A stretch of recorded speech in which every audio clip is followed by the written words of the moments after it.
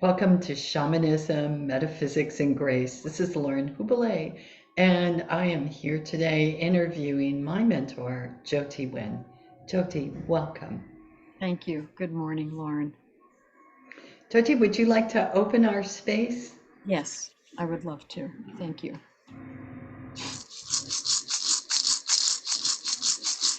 Grandmothers and grandfathers of the East, we call to you.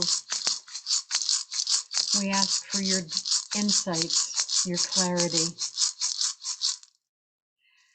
Grandmothers and grandfathers of the South, we call to you. Bless this day for us with our sense of direction and purpose, that we're walking the right path for us. Grandmothers and grandfathers, healing spirits of the West, we call to you. Bring us what is needed for this day. Grandmothers and grandfathers, wisdom keepers of the North, we call to you. We ask for your wisdom to see what we look upon. Grandfather Sky, we ask for your protection. Grandmother Earth, we ask for your mercy and compassion. And to that inner wise being who lives in our hearts, may that being also be present.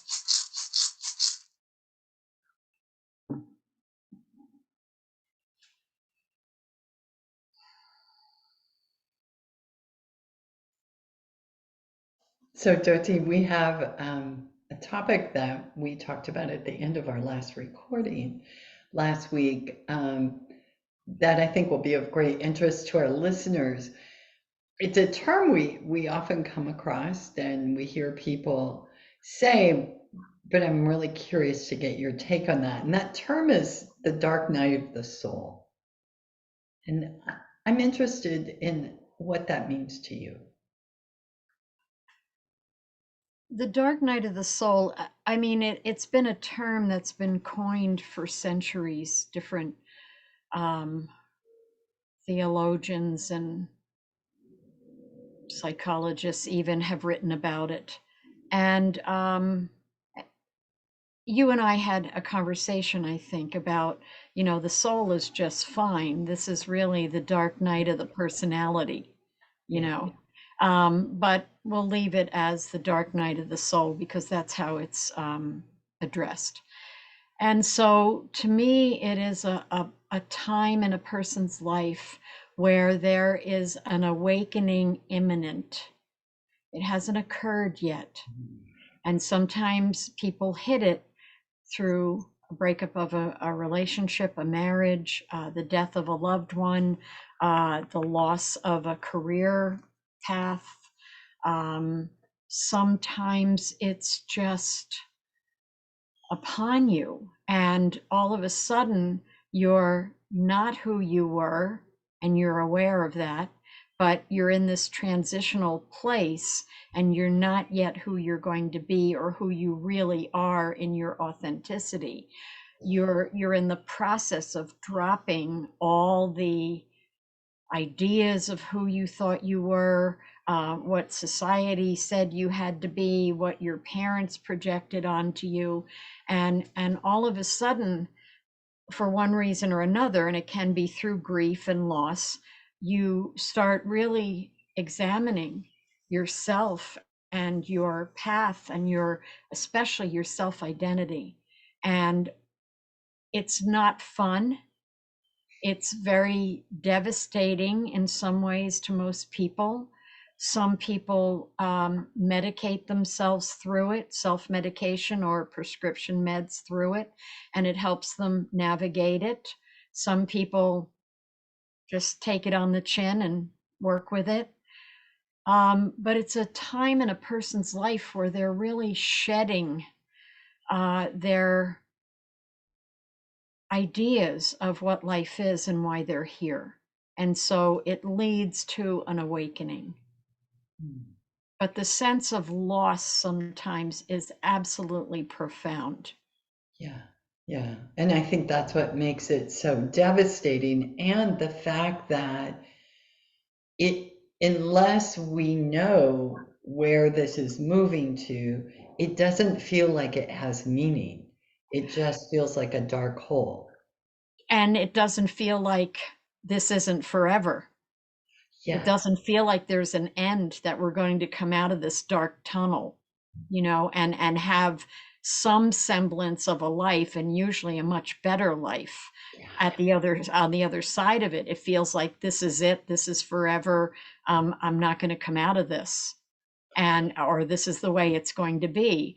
But if we can just somehow be with what is, and tune into our deeper parts of ourselves, and be willing to let go of what is falling away from us, uh, be willing to let go of even our angst about the whole thing, Sure. then we can navigate it a little bit more gracefully. But there's not a lot of gracefulness. There is grace, but there's not necessarily gracefulness in the dark night of the soul. How would But you the more, distinguish between those two? well, gracefulness to me is doing things easily, gently. You're in tune with the process. You're not fighting it. You're going with it. Things are showing themselves to you, perhaps, or you have inklings of what's really going on here. Gracelessness is, you're fighting it every step of the way, or you just give up. You lay on a bed for 2 months, don't want to talk to anybody, don't want to think about anything, because what you thought you knew about who you were is falling away or gone. And who you have yet to be has not really shown itself. Who you are in your deeper authenticity has not emerged yet. And so you're in this nebulous place, this transitional place, where there's really, in a way, no language for it, because you Sure. have nothing to say, Mm. because you can't mimic the old. That conversation is gone, or almost gone. And the new conversation, and what you might have to say or explore, for your soul to reveal itself to you, and what the next stages are, hasn't shown up yet. Mm. Mm. Jyoti, there's so many rich threads I'd like to pull out because this is huge. It This it's is a it's really big topic. absolutely huge in a person's life. Yes, and it's huge in our culture because we are cultured to believe there's something wrong with us Yeah. when we experience that. Yes. And that's why, I mean, I'm a big proponent of therapy. I Sure. mean, if therapy helps to talk to somebody about what's going on inside of you, um, I, I think that's great. Um, and it gives you sometimes a different perspective, because you can't see it. It's like trying to see the forest for the trees.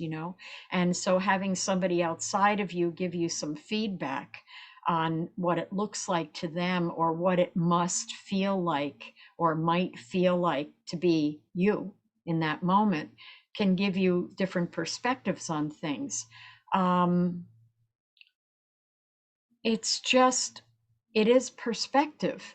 I mean, if we look at it from a soul level, the soul I believe, the soul chose this incarnation, this time to be born, these people to grow up with and influence you, and give you directives into the world that may fit you and may not fit for you.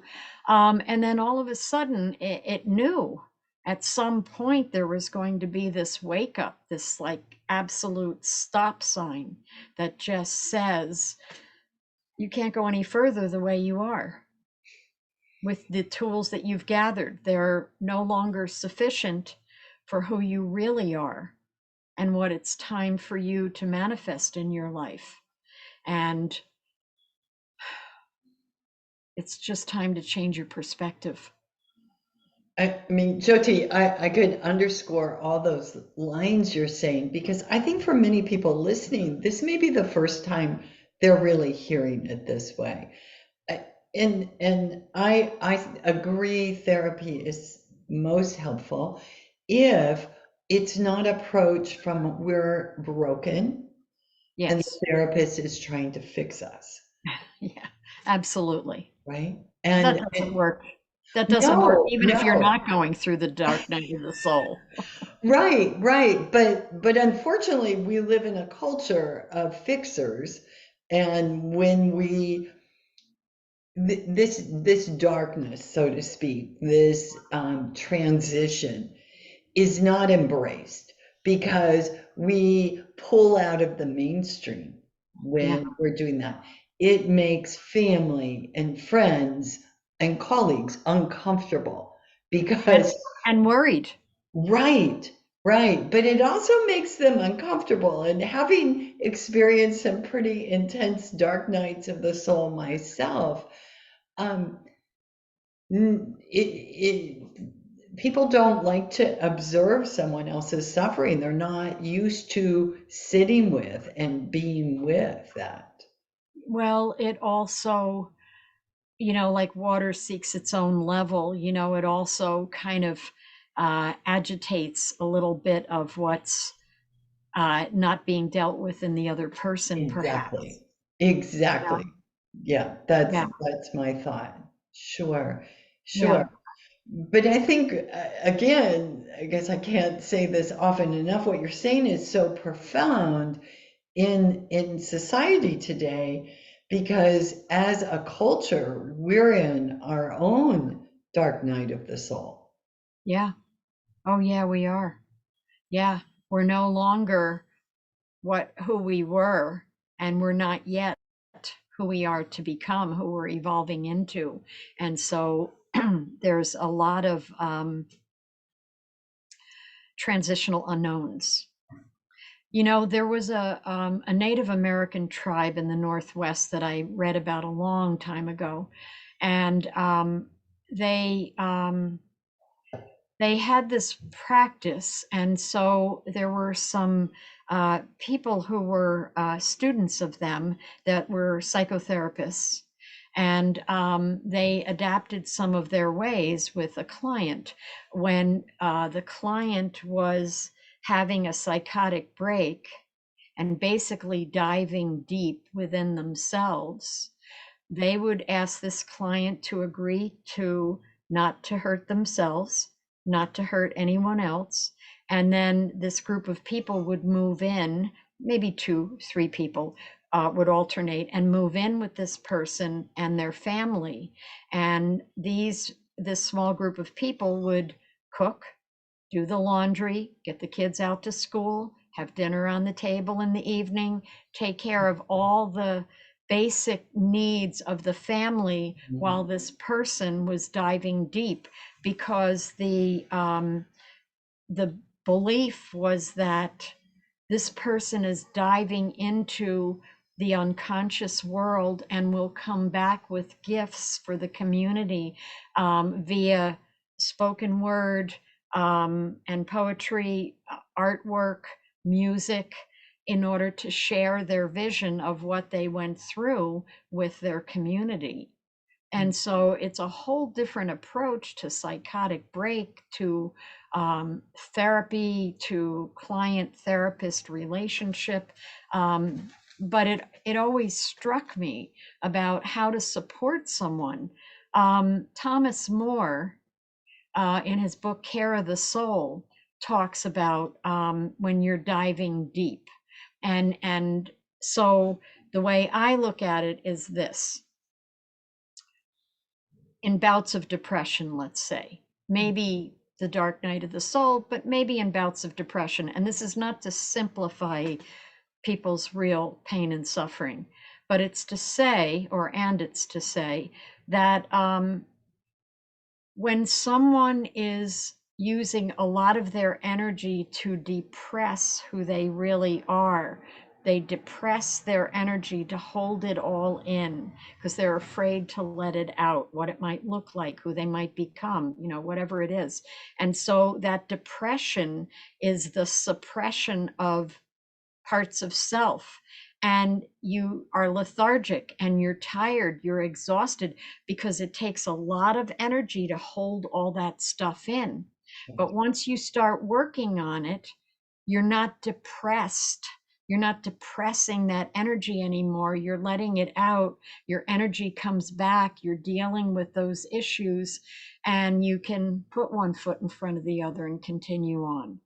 And Thomas More in his book says something, badly paraphrased here, something that sometimes we have to go deep to touch the soul.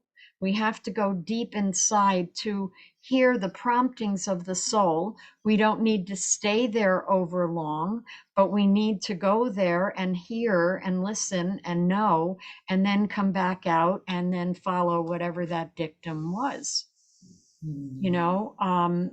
But so depression could be seen energetically as, this trying to hold something in, but yet staying with it, listening, asking into yourself for what the next piece is. What do I need to know here? And then as you release that energy, maybe you get your answer, maybe you have a dream, maybe you open a book and it says something to you, it speaks directly to you because you're open to it. And so then you carry on. Mhm. Mhm.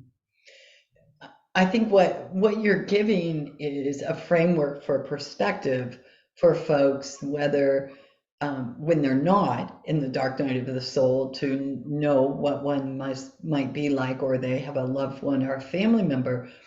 But what if I'm in the middle of it, Jyoti? Because we lose all sense of perspective. I often describe that as feeling like I'm in a undercurrent, and I can't determine which way is up and down. Sometimes you have to ride it. Mm. Sometimes you just have to be with what is. And I remember, when I went through this um, a lot of years ago. I mean, there's many versions of it along the way, but sometimes there's one deep dive that just changes everything in a sense. And I remember being in the middle of it and not being able to see which end is up and where I was going, or would this be forever, because that's what it felt like. And I remember saying to a yoga teacher friend of mine, you know, if I believed in suicide, this would be it. But for myself, I felt like life was gifted to me. This life was gifted to me, and that I mean, people have different feelings about this, but for me, it was just I didn't have the the right in myself to end it. And so I just stayed with it and put one foot in front of the other. I was miserable. I was absolutely miserable. I did not want to live. I did not want my life. I walked the beaches at night for hours at a time. I mean, it was it was pretty awful. It was pretty awful. However, I stayed with it, and it gave me gifts, like anything that you stay with does. It gave me gifts for me to see myself in a different way. I'd like to read a piece. It's short, but for me, it harkens back to that time, and it's called Not Perfect. Amidst the crying and confusion, I grew. The pain, like sharp knives of self-realization, birthed me, massaged me into the light, and led me with my tears, resistances, and fears into a better land, the land of where I am now. Not perfect, yet spiritually grown up and aware. So we all know that pain is like a crucible, you know, pain, we birth ourselves through pain. We are birthed in pain sometimes. And pain is like the hot fire that burns off all the old, like a snake shedding its skin, you know? And so if we can stay with it and ask for help on this plane, in other dimensions, if we believe we have guardian angels or helping spirits, compassionate spirits, power animals, whatever we feel walks with us in this life, religious figures or whatever, we ask for help. We reach out and ask for help. Even in the midst of not being able to talk to another living soul, we can ask for help inside of ourselves and just be open to what comes.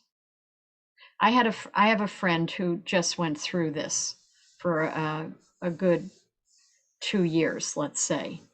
To me, that's a Saturn cycle, and Saturn is going to take you down inside and limit your options in a way until you get what you need to get, and then you come back out. Very simple with Saturn. And so I watched her go through this, and deep depression, wouldn't talk to anybody. I kept a line of communication open with her, and she, for most of the time, took my calls, just checking in, how are you doing? What do things look like today? And she came out the other side, and she has a life. She has her own life now, and she's very happy, and is doing the things that she had wanted to do and tried to do, but wasn't exactly ready for, because there were some things that had to be gotten out of the way first. And that was the diving deep. And not even knowing if she wanted her life. Couldn't see beyond the ceiling while she's laying on her bed. Do you know what I mean? Sure. And yet, sometimes if somebody can just keep a threadbare conversation going with the person going through this, it's like a lifeline. Yeah. Jyoti, that's such a beautiful example of how to hold space for someone that you love that's going through a dark night of the soul. You can't fix it. Yeah. You can't save them. There's nothing to save them from. They have to go through this. It's part of their evolution. You don't want to save them from something that's going to be meaningful and life-changing for them. You can't, back to the old shamanic hollow bone thing, you cannot know what a person's soul needs. You see the suffering of the personality. You let the person know you're available when they want to reach out, that you care about them. You hold space for them. You can't fix it. You can't make it better. You can just be there and hold space for them. Yeah, that holding space, I think, is what so many of us are challenged with, because like we talked about earlier, someone else's suffering brings up a lot of stuff Oh, for yeah. ourselves, and all of our little inner archetypes want to rally to fix or take charge or smooth the way or mother or whatever it Or is. remove it. Right, right, Yes.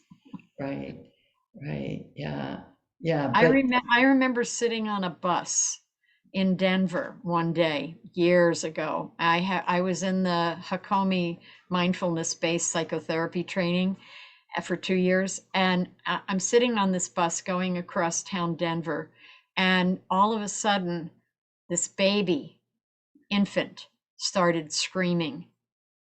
Wouldn't quit. Mother's juggling it around, patting its back, trying to get it to be quiet. The bus is rush hour. It is packed. The guy next to me is squirming.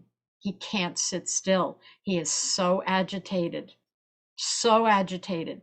So my mind starts thinking, this baby is evoking in him all the pain and suffering and discomfort he went through in his infant years, needs not met, or I mean, I have no idea, but this was just what occurred to me. He just was so agitated. The infant, the real life infant, was evoking the discomfort in his infant self. That's how I saw it. And so I just, you know, started to meditate, kind of breathe, and the baby stopped crying and the man started to relax. And I mean, not because I was meditating, but just that's all I could do. That was all I could do. I could just hold a quiet space until whatever was going on there changed. Yeah. I love that. Hold a quiet space for whatever is going on. That's all we need Sure. to do. Sure, it's like sitting at the deathbed of someone, I mean, you can't rescue them, you can't save them. This is their process, this is their time to deal with letting go of the body and whatever that looks like for them individually. And you can just sit quietly, be a witness to their process, love them. Help with the basic necessities, but you can't rescue it, you can't fix it, you can't change it. Mm-hmm. Jyoti, I'd like to take us all the way back to the beginning and when you introduced this idea, because I don't think it can be said often enough that this has a purpose.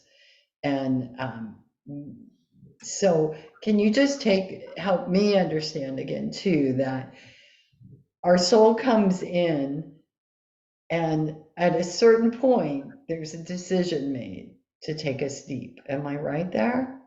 Yeah, and not everybody goes through it. Not Okay. everybody goes through it. It's more of a soul agenda, let's Mhm. say, and purpose, and yeah, and so the personality has to take a back seat for a little bit, because there's change that's needed in that person's life for who that person is. And so the soul kind of interjects or magnetizes certain kinds of situations, and the personality has to deal with them. And sometimes it's that diving deep into the unknown. You don't know where you're going. You don't know. You don't know. You don't know anything. You're not who you were. You're not yet who you're really. And but the soul, I believe the soul has the agenda. The soul is calling the shots, and it's learning from its journey here. It's growing itself from its journey here through the personality and the choices that we as free will individual beings make. And some little scenarios are, pumping through here. Um, but we have to be careful with our judgments, with our I remember looking at someone one time. I had known the guy for a long time. He had a lot of problems with drugs, and he wound up in the hospital and he died. And I couldn't help thinking that, his soul just pulled out. His personality kept making the same choices over and over and over and over. And it wasn't, who am I to say? I want to say it wasn't growth oriented. Maybe it was exactly what was needed. The soul doesn't have to have a total human lifespan here. I mean, there's babies that die in utero because all they needed was a little bit of earth time being in the mom's belly, and that's all they needed to complete some part of their journey. Sometimes they're stillborn, sometimes they die of SIDS. I'm not saying SIDS is always, the soul pulling out, but the soul needs what it needs, like the heart wants what it wants. The soul has its own agenda, its own needs, and that's what happens. And when it's done, or when it's not getting what it needs, perhaps, that's a fine line there, then I think it pulls out and that life is over, and then it waits, and then it incarnates again. Hmm. So, for those of us that have had these experiences, or maybe starting one, what it sounds like to me is we have our personality that's making all of our choices, the job we take, the person we marry, and such. The soul's on its own course and agenda, and when sometimes we get way off track, and the soul could use this opportunity to create a dark night of the soul, so to speak, to to bring you back into alignment. Yes. Yes. To remind you of why you're here. Ah, Just to remind you of why you're here. But we're so caught up in the day to day thinking and planning and job and home and family and everybody, and, and who we think we are, and so those moments where we have to dive deep because we can't figure it out. We can't fathom, why did this happen to me? Or, what's wrong with this picture? What did I do wrong? Or how come this person left me? Or, what do I do now? And I have no idea, no clue. I don't even care, and that's when the soul is kind of real close in, and just saying, just dive deep, just sit inside with yourself, take walks in the woods or in the park, and meditate if you can, or lay on your bed for 6 months if that's what it takes, and it's okay to not want to live, and it's okay to be confused and not be able to answer your family's questions of what the hell are you doing, with your life, that kind of thing. It's okay not to have language, not to have words for any of it, but to just sit in it, because eventually you'll hear what you need to hear inside of yourself, or you'll be guided, you'll feel guided to pick up this book. Yeah, I never wanted to read that book. Yeah, well, maybe it's time, or you run into somebody and they talk to you about something, and it's like, I needed that conversation to put this whole thing into perspective. and to find the trail out. Yes, because it's like the soul, the universe, it speaks to us in different ways, and so being open to what the next step might be, the universe will find you. It'll speak to you if you can hear it, if you can listen, but it's a deeper listening. Jyoti, thank you so much. This was just full of all kinds of treasures for folks to sift through. I'm really grateful for you sharing your wisdom. Thank you, Lauren. Thank you. My pleasure.